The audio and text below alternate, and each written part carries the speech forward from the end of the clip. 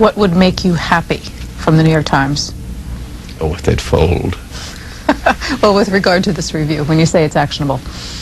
Well, we'll see what action might be taken.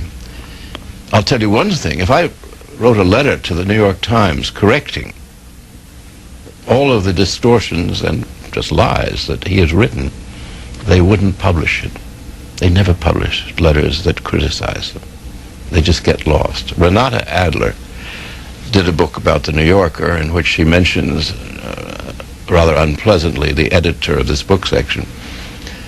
And the Times took revenge on Renata Adler, on her little book on the New Yorker, and wrote, she says, 7 or 8 pieces, different parts of the paper, attacking her in the book over and over and over again.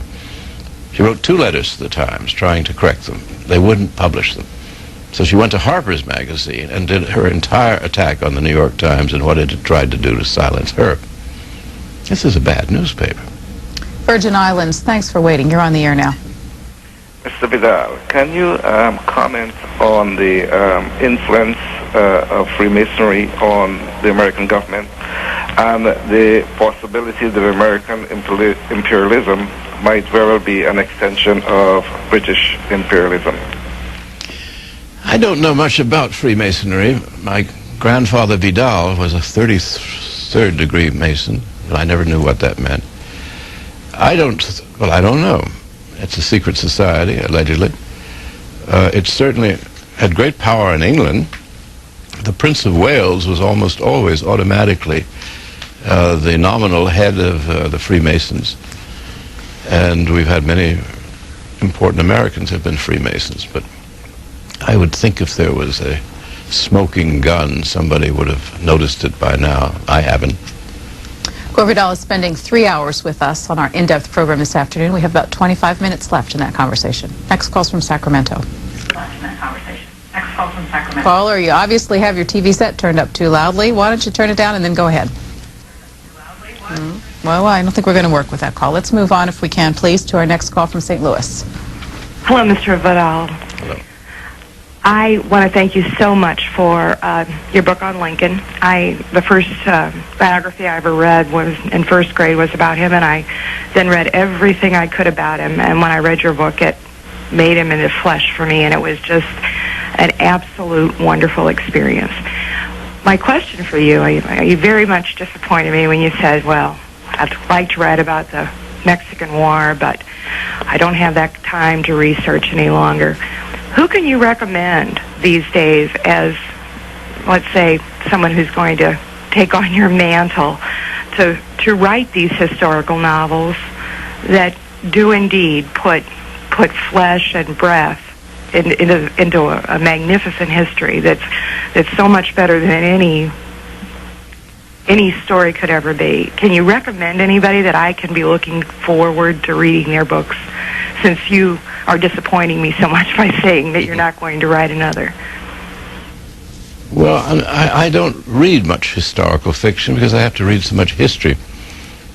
But I think for your purposes, let us hope that in the near future, we're getting some very good young historians are coming along. And I think that they will fill in what you want filled in your view of the past. They're much smarter and sharper than, let's say, 20, 30 years ago. You don't have the Dumas Malones, He wrote that huge life of Jefferson, which he had nothing interesting to say about the most interesting of the presidents. Look to history, look to biography. I think that's a rich field. What are you reading right now? I'm reading Trevelyan's Life of John Bright. And John Bright was Quaker. He was in Parliament in England. He was a liberal in the 1870s. And a superb writer and superb speaker.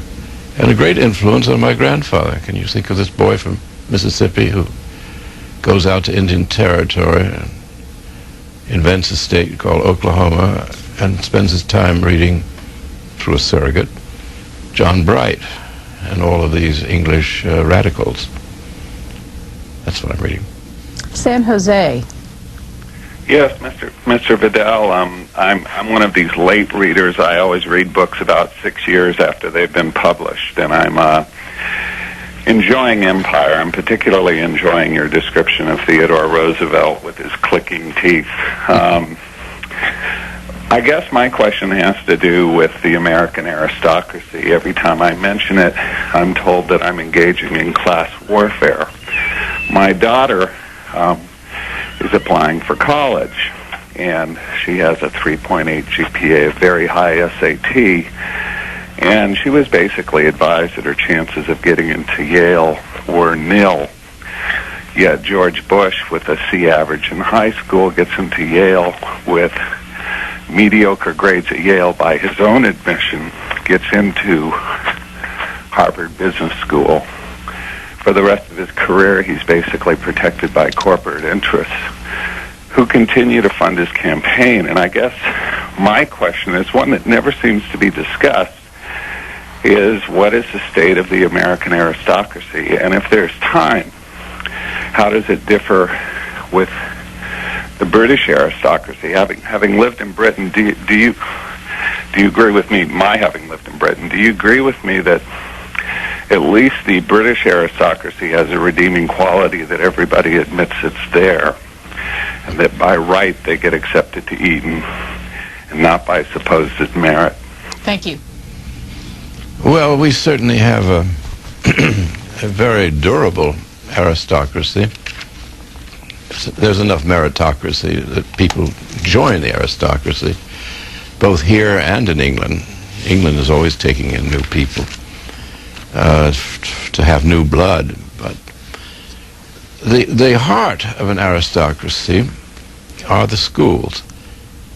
And this is interesting. You use the example of your daughter, and you use the example of Bush, who went to Andover and Yale.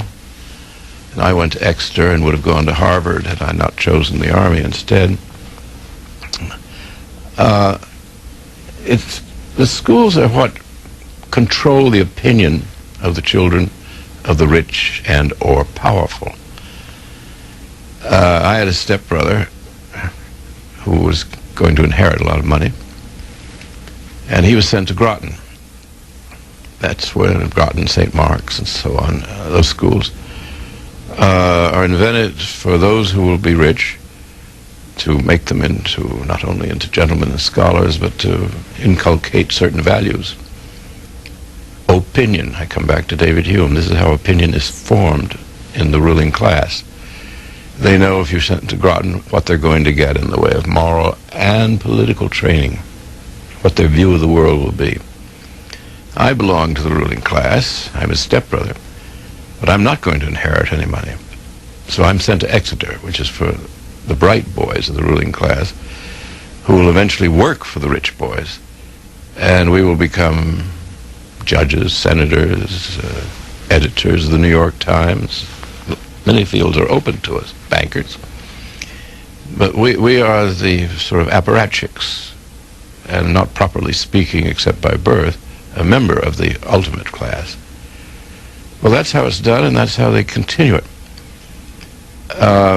There's always been a move in England where, as you point out, they know about the upper classes, and we're not told. We have the most intelligent upper class I've ever seen, or at least overall they are.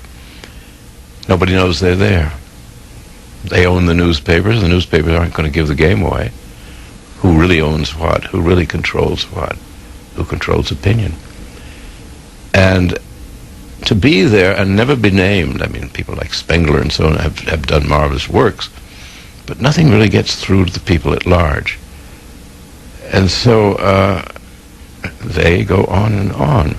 Occasionally a maverick appears among them. I was one, and there are others, but by and large it's a closed corporation.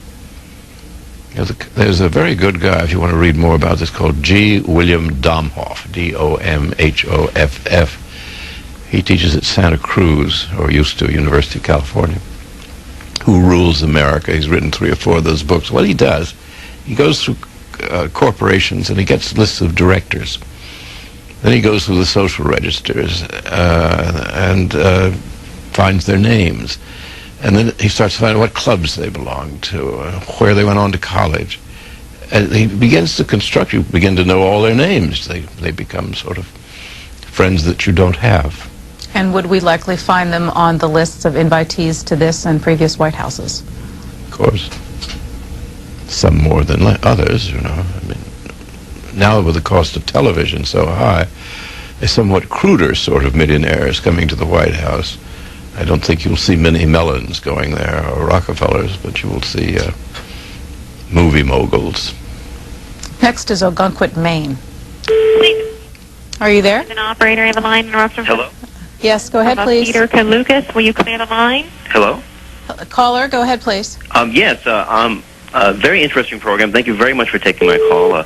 My question for Mr. Vidal. I have never read a Gore Vidal novel and wonder, in your opinion, sir, where should I start? Well, I don't know. If what we've been talking about, largely about, which is the American Empire and the Republic for which it does not stand, I'd start with Empire, which is Theodore Roosevelt and Hearst. And it's sort of a duel between two titans. Will Roosevelt, through his strenuousness and empire building and the seizure of the Philippine Islands and Cuba, is he going to really be the Augustus of a great new world empire?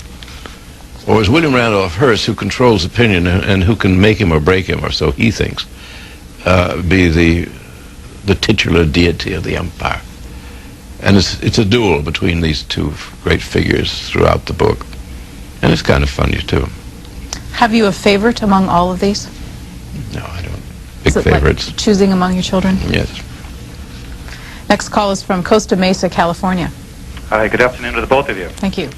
A question for Mr. Vidal. I tuned in a few minutes ago and heard you almost blithely toss off a comment about the Japanese trying to surrender before the atomic bomb was passed. And although I'm not a learned man or a scholar, I've read dozens of memoirs and books about the subject. And although there might have been some behind-the-scenes negotiations with the Swiss, it seems that there was not much thinking that the surrender terms were really taken seriously by the Americans. And so I just wonder how you tossed that comment off. And I just didn't think that they were really trying to surrender at that time.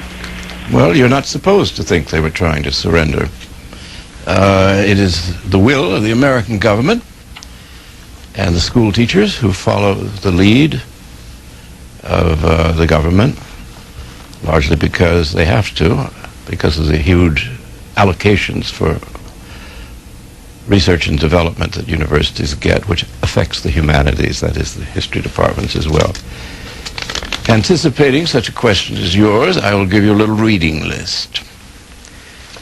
First of all, in May of 1945, Allen Dulles, you made a reference to the Swiss meetings, he was, I think, head of the OSS, part of the OSS, was having conversations with the Japanese about the conditions of surrender.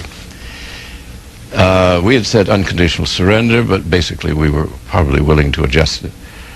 They had a condition. They wanted to keep the emperor.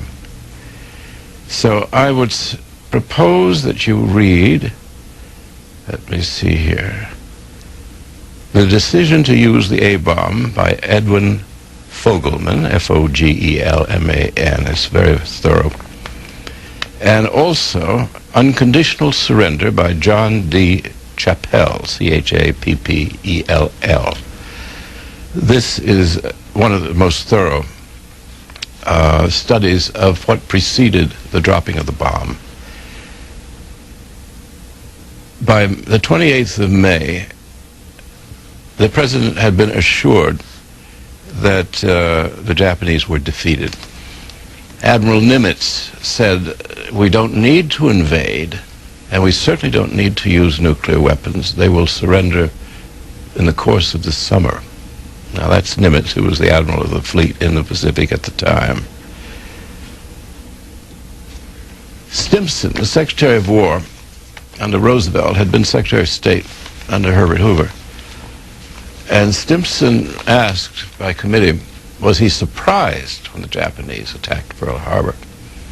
This was earlier, but leading up to it, to the way the Japanese mind allegedly worked. He said, "I was not surprised." letting on that it's because I knew the situation best, having been Secretary of State, that indeed, if put in a box, I'm now shifting from the atomic bomb to Pearl Harbor, that Roosevelt provoked Japan into attacking us. In 1940, he got reelected by saying that no sons of yours will ever fight in a foreign war unless we are attacked. And that was his campaign pledge to the American people. He got elected president. He wants to go into the war on the side of England, which is being battered by the German Air Force. France has fallen. 80% of the American people do not want to go to war, any more than they wanted to go to war in 1917. He does his best to try and convince them. And virtuously, since I'm on the side of England against Germany, I too was all for the idea that we give them destroyers, materiel, help Russia too. But the American people aren't going to buy a war. The only way he can get in, Japan has made a tripartite agreement with Germany and with Italy. Each will help the other in case of war. Roosevelt is now deliberately moving Japan into attacking us.